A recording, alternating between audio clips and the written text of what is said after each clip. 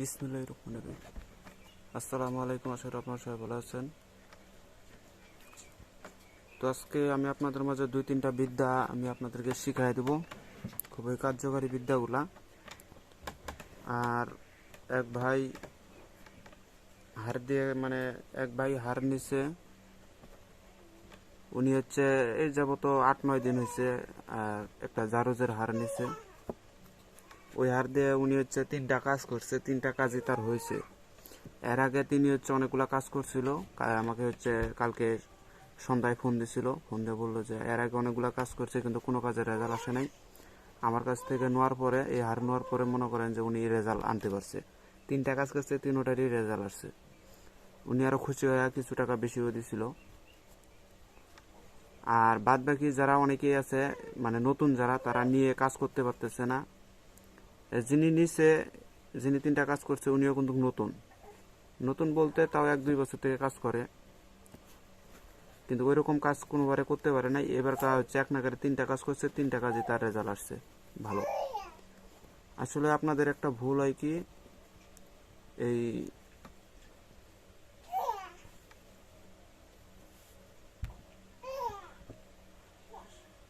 এই যে দেখতেছেন,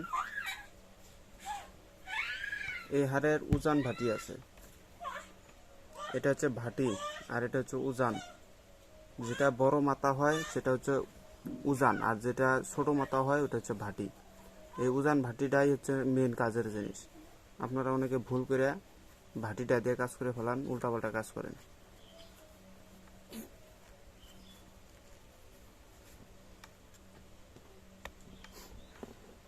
যখন কাজ করবেন, যে কোনো বশীকরণ বান বিচ্ছেদের ক্ষেত্রে কাজ করবেন, তখন উজানটা দিয়ে কাজ করবেন। বড় মাথা যেটা, ওটাকে দিয়ে কাজ করবেন। ছোট মাথাটা আপনার হাতে থাকবে এবং বড় মাথাটা বাইরে থাকবে, ওইটা দিয়ে আপনি এভাবে কইরা দিবেন, তাহলে কাজ করবে। আর যদি ভাটিটা দিয়ে করেন সেক্ষেত্রে কাজ আরো নষ্ট হয়ে যায়। আবার অনেকে আছে তাবিজ কবজের ক্ষেত্রে হার ব্যবহার করে। তাবিজ কবজের ক্ষেত্রে হার ব্যবহার করলে হারের কোনো অ্যাকশন দেখাবে না এবং উল্টা আরো আপনি যে কষ্টটা করছেন সেটা বৃথা চলে যাবে। একমাত্র হার হচ্ছে আপনার হচ্ছে তন্ত্র মন্ত্রের ক্ষেত্রে হার প্রয়োগ করা হয়। মন্ত্রের ক্ষেত্রে হার প্রয়োগ করবেন, 100তে রেজাল্ট আসে।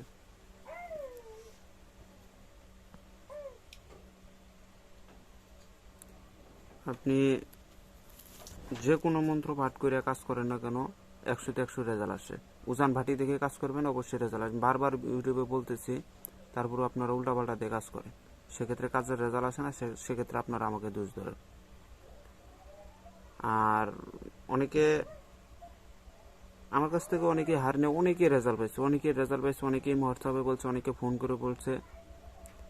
আবার আবার এটাও সত্য কথা যে অনেকেই কাজ করতে পারে নাই, কারণ তাদেরকে বলার সত্ত্বেও তারা বুঝতে পারে না কিভাবে হার পরিচালনা করতে হয়। এটা না বুঝার কারণে তাদের কাজগুলো হচ্ছে না। তো যাই হোক, আর একটা কথা বলে রাখি, আমাকে এক ভাই বলছে যে হার জাগ্রত করার নিয়মটা কি। হার জাগ্রত করার সম্পূর্ণ নিয়ম আমার ইউটিউবে দেওয়া আছে, আমি তারপরে বলতেছি শর্টকাটে। অনেক কবিরাজ আছে যে কি করে, হারকে হাতের মধ্যে নিয়ে ঘরের মধ্যে বসে থেকে মন্ত্র পাঠ করে হারের মধ্যে ফুক মারে, তাই বলে হার জাগ্রত হয়। এটা কসম কেটে বলতে পারে, এটা জীবনও কোনোদিন হার জাগ্রত হবে না এইভাবে। আবার অনেকেই বলে যে হনুমানের ফটোর উপরে হার রাখলে, হনুমানের ফটোর উপরে হার রেখে কাজ করলে পারে, সেক্ষেত্রে বলে হার জাগ্রত হয়। এটা এটা সত্য, একেবারে ডাইরেক্ট মিশা কথা। হনুমানের নাম শুনলে পারে অসুরগণ, ভূত প্রেত এগুলো আরো ভয়ে পালায়। আর আপনারা বলেন অনেক কবিরাজ আছে যারা সাদা সিধে, তাদেরকে উল্টাপাল্টা বুঝতে বলে কি যে হনুমানের ফটোর উপরে হার রেখে কাজ করলে পারে হার বলে জাগ্রত থাকে। এটা টাকা মিথ্যা কথা বলছে। আসলে ভাই এভাবে কোনোদিন হার জাগ্রত করতে পারবে না, উল্টা আরো হার যদি জাগ্রত থাকে ওইটা আরো নষ্ট হয়ে যায়।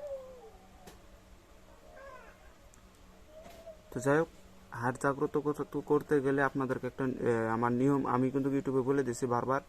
3 টুকরা আদা নেবেন, একটা লবঙ্গ নেবেন, দুবলা ঘাস নেবেন, 3 টুকরা হলদি নেবেন, নিয়া কাঁসার ঘটির মধ্যে নদীর পানি দিবেন। ওই পানির ভিতরে এইসব জিনিস দ্রব্যগুলা দিবেন। দেওয়ার পরে ওই দুধের ওই পানির ভিতরে, ওই কাঁসার পানির ভিতরে সমস্ত কিছু দেওয়ার পরে ওখানে কিঞ্চিত পরিমাণে একটু দুধ ঢেলে দিবেন।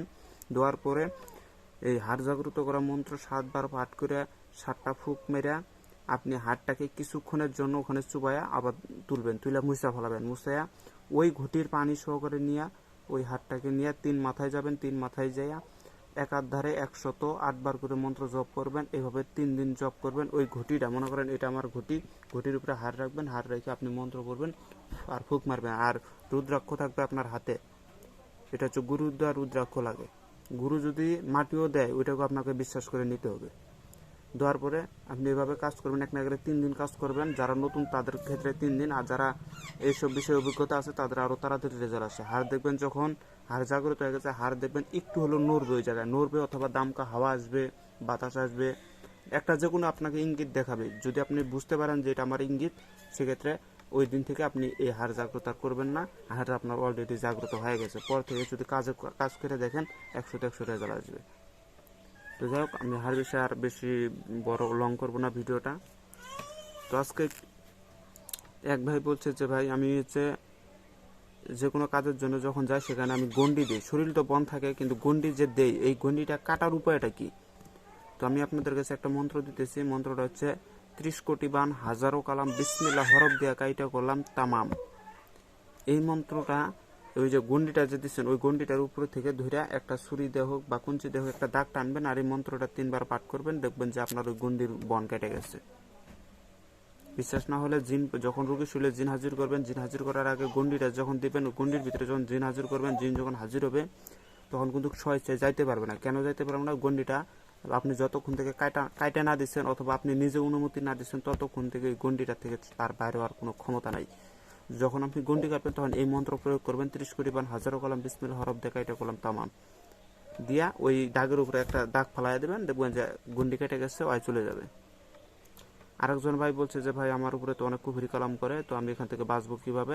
আপনাকে একটা ছোট্ট একটা মন্ত্র শিখিয়ে দিতেছি যে কাল্লা বাল্লা আদম সফিউল্লাহ বিসমিল্লাহ হাজার বান কুজ্ঞান তারে গিয়ায় খা। এই মন্ত্রটা 3 বার পাঠ করে সকাল এবং সন্ধ্যা 3 বার করে পাঠ করে বুকে ফুঁক মেরে দিবেন। সকালে ফুঁক মারলে 12 ঘন্টা সেফ থাকবেন, সন্ধ্যা পর্যন্ত আপনি সেফ থাকবেন। আপনার উপরে যদি কেউ কুফরি কালাম করে, তার কুফরি কালাম তার কাছে ফেরত চলে যাবে। আপনার উপরে একটা পশমও নাড়িতে পারবেন আপনার। সন্ধ্যায় পাঠ করলে পারে সারা রাত আপনি নিশ্চিন্তায় থাকবেন, স্বপ্ন দোষ থেকে মুক্তি পাবেন, অনেক কিছু থেকে আপনি মুক্তি পাবেন, আপনার কেউ ক্ষতি করতে পারবে না। আবারও বলতেছি, আমি প্রথমে বন কাটার মন্ত্রটা বলতেছি, আপনারা নোট করবেন। 30 কোটি বান হাজারো কালাম বিসমিল্লাহ হরফ দিয়া কাইটা করলাম তামাম। আর জাদুর বান ফিরানির জন্য, আপনার দেহকে রক্ষা করার জন্য মন্ত্রটা হচ্ছে কাল্লা বাল্লা আদম সফিউল্লাহ হা যার বান তারে গিয়াই খা। এভাবে বলতে পারেন, অথবা বলতে পারেন যে কাল্লা বাল্লা আদম সফিউল্লাহ বিসমিল্লাহ হাজার বান কুজ্ঞান তারে গিয়াই খা। তো আমি আজকে আপনাদের মাঝে একটা বিদ্যা দেব। তো আপনাদের প্রশ্নের অ্যান্সার আমি দিয়ে দিচ্ছি। তো এবার আমি পার্সোনালভাবে একটা বিদেশ থেকে মন্ত্র খাটাইয়া, মানে অনেকেই আছে দূর থেকে কাজ করতে চায়, অনেক দূরে, মানে আপনার বউ চলে গেছে, যেমন আপনি যদি থাকেন বাংলাদেশে, আপনার বউ চলে গেছে আরেক দেশে, অথবা আপনি বাংলাদেশের এক প্রান্তে, আপনার বউ চলে গেছে বাংলাদেশের আরেক প্রান্তে, সেক্ষেত্রে তাকে হাজির করবেন কিভাবে? সেক্ষেত্রে আপনারা কি করবেন, আমি আজকে যে মন্ত্রটা দিতেছি এটা আপনারা প্রয়োগ করতে পারেন। এখানে বলছে বিদেশ থেকে বাড়িতে মানে আপনার বউকে আনতে পারবেন। আমি যে আজকের মন্ত্রটা দিব বা আজকের যে নিয়ম কারণগুলো দিব, এটা যদি কেউ মন থেকে বিশ্বাস করে যদি কাজ করে, আমি গ্যারান্টি দিতে পারি 100% তার কাজগুলো হবে। এটা 2টা মন্ত্র আছে, মন্ত্রগুলো বলতেছি, আপনারা মনোযোগ দিয়ে শুনবেন। এখানে বলছে যে আপনারা যদি দূরের ক্ষেত্রে কাউকে হাজির করতে চান, বা আপনার স্ত্রীকে যদি চলে গেছে তাকে হাজির করতে চান, আপনারা নিজে কাজ করতে পারবেন, কিন্তু এটা কাজের একটু সময় লাগে। সময় বলতে কি, আপনাকে অনেকক্ষণ ধরে এই কাজটা চালাইতে হবে। আপনি সারা রাত কাজ করবেন, তারপরে দিনে হাজির। যদি দূরে থাকে তাহলে কয়েকদিন সময় নেবে, কিন্তু বলা হয়েছে যদি আপনার আশেপাশের ভিতরে থাকে, আজকে রাতে কাজ করবেন, কালকে সকালে দেখবেন যে আপনার বউ আপনার বাসায় চলে আসছে। বিশ্বাস না হলে কাজটা করে দেখবেন। আমি মন্ত্রটা বলতেছি এক এক করে। প্রথম মন্ত্র হচ্ছে লন শন বন ফলনার জন্য ফলনা না ফালানির জন্য ফলনা জইলা মরে 5 প্রহর রাত্রি। ফালনার হাত জলে পাও জলে জলে বিছানা বাতি বিছানার ভিতরে জলে আউস গোপীর মাটি। রামে চালায় মন্ত্র পবনে চালায় রথ রথের চৈরা আইলো দেবী কৈলাস খর হা হা ধা ধা করিয়া। এই হচ্ছে এক মন্ত্র, এটা হচ্ছে হাজির করা মন্ত্র। আরেকটা মন্ত্র আছে কি, ওটা হচ্ছে আপনার আগুন জ্বালানোর মন্ত্র। ব্রহ্মা জ্বালায় অগ্নি বিষ্ণু যোগায় খড়ি আইস ফলানি তাড়াতাড়ি জ্বালাইলাম ভূতকালী। এটা কিন্তু আমার পরীক্ষিত, আমি এই মন্ত্র দিয়ে যখন অগ্নির দ্বারায় কাজ করি সেক্ষেত্রে এই মন্ত্রটা প্রয়োগ করি বেশি। তো এবারকার নিয়মটা শুনুন। সর্বপ্রথম এই দুটো মন্ত্র ভালোভাবে মুখস্থ করে নেবেন। শনিবার মঙ্গলবারের দিন ওস্তাদের কাছ থেকে অনুমতি নিয়ে কাজ করবেন, একসাথে কাজ হবে।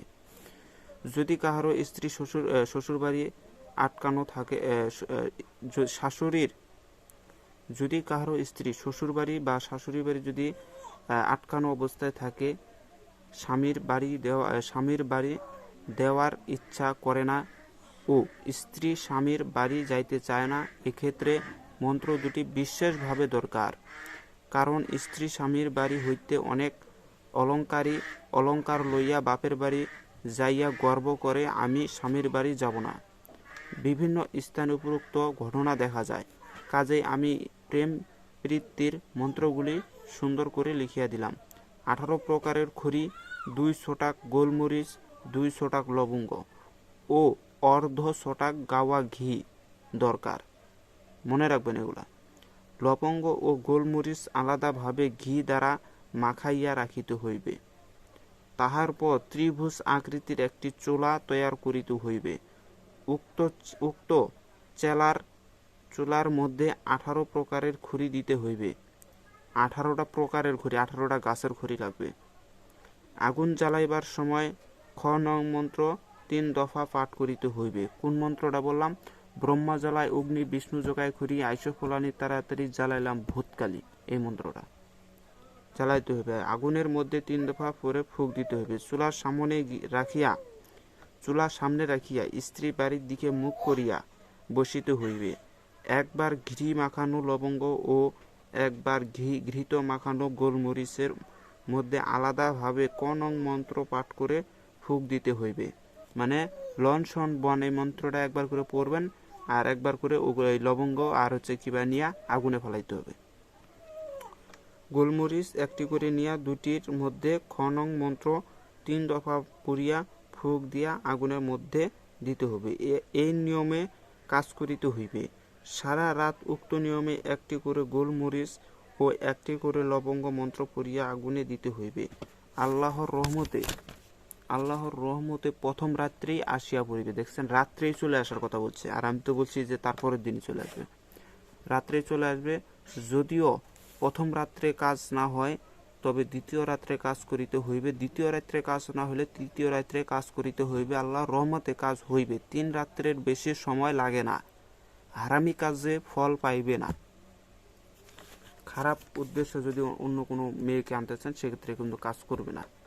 জায়েজ উদ্দেশ্যে যদি কাজ করেন অবশ্যই কাজ হবে।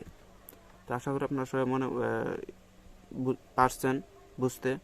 এটা হচ্ছে কিতাবের কথা। এখন আমি আসি গুরুর দেওয়া কথা। ওস্তাদে কিভাবে দিছে? ওস্তাদ দিছে যে সর্বপ্রথম 18টা প্রকারের যে খড়ি, এখানে কোন কোন খড়ির কথা আপনাকে বট গাছের খড়ি, তেঁতুল গাছের খড়ি, তার বরই গাছের খড়ি, তারপর আপনার ওই নারকেল গাছের খড়ি, আমাকে এইগুলা গাছের কথা বলছে। তারপর আপনার ডুমুর গাছের খড়ি, খকসা গাছের খড়ি, এগুলো আরো এভাবে 18টা প্রকারের গাছের খড়ির কথা আমাকে ওস্তাদ বলছে। ওগুলো সংরক্ষণ করে রাখতে, ওগুলো অনেক কাজে লাগে। যে কোনো কাজ করতে যান ওটা জ্বালাবেন, 100-100 জ্বালাসে। এই যে খড়ির নাই গেল। এখন আমাকে কাজ করতে বলছে। এখানে কিন্তু বলছে যে আপনি যে কোনো জায়গায় বসে কাজ করতে পারবেন, খালি শুধুমাত্র যেদিকে তার বাড়ি সেই দিকে মুখ করে কাজ করবেন। আর আমার ওস্তাদে বলছে এই খড়িগুলা নিয়ে শ্মশানের মধ্যে চলে যাও। শ্মশানের মধ্যে যাইয়া এই যে 18টা প্রকারের খড়ি, 18টা প্রকারের খড়ি যখন জোগাড় করা হয়ে যাবে, ওর সাথে একটা খড়ি বাড়তি লাগবে। কোন খড়িটা? শ্মশানে যে মরা পোড়ায় ওখানে দেখবেন যে বাঁশ পড়ে থাকে, ওই বাঁশ একটা। মোট 19টা। এই 19টা খড়ি আপনাকে জ্বালাইতে হবে। জ্বালানোর সময় এই মন্ত্র পাঠ করতে হবে। আর ওই ঘি মাখা লবঙ্গ আর হচ্ছে গুলমরিচ, এই দুইটা হাতে নিয়ে 3বার করে মন্ত্র করে ফুঁক দিতে হবে, দিয়া আগুনে ফেলাইতে হবে। এভাবে সারা রাত কাজ করলে পরে ওই রাতের ভিতরে হাজির হয়, অথবা ওই রাতের পরের দিনই হাজির হয়, অর্থাৎ রাত পোয়ালেই হাজির হয়। এগুলোকে বলা হয় চালানি, চালান করে হাজির করা। আমার ওস্তাদ বলছে 1 শ্মশানে 2 নম্বর হচ্ছে 18 প্রকারের খড়ির, ওই জায়গায় বাড়তি একটা খড়ি হচ্ছে শ্মশানের, আপনার শ্মশানের হচ্ছে বাঁশ। এগুলো ওস্তাদের দোয়া। আসলে ওস্তাদের দোয়া ভিন্ন ভিন্ন হলেও কিন্তু ওটা কার্যকারিতা সব থেকে বেশি। কিতাবে যেটা বলছে তার থেকে আরও বেশি কার্যকারিতা এটা। এখন আপনাদেরকে দুইটাই বলে দিলাম, আপনার ইচ্ছা কোনটা করবেন করবেন। যদি ভিডিও ভালো লাগে অবশ্যই লাইক কমেন্ট শেয়ার করে আমার পাশে থাকবেন। আর কার কি প্রয়োজনে অবশ্যই আমাকে জানাবেন। আর একটা কথা বলি, যদি এই বিদ্যা কাজে লাগাইতে যান সেক্ষেত্রে যদি আপনার কাছে চান্ডালের হার বা জারজের হার থাকে, আরও বেশি যদি জাগ্রত করা থাকে, আরও বেশি। যখনই মন্ত্র পড়বেন শুধু হাতটা দিয়ে এভাবে ঘুরাবেন আর ফালাবেন, হাতটা দিয়ে ঘুরাবেন আর ফালাবেন মন্ত্র বলে, দেখবেন আরও কাজ কি বলে। আগুন আগুন বরাবর কাজ হয়ে যাবে। তো যাই হোক, সবাই ভালো থাকবেন। খোদা হাফেজ। আসসালামু আলাইকুম।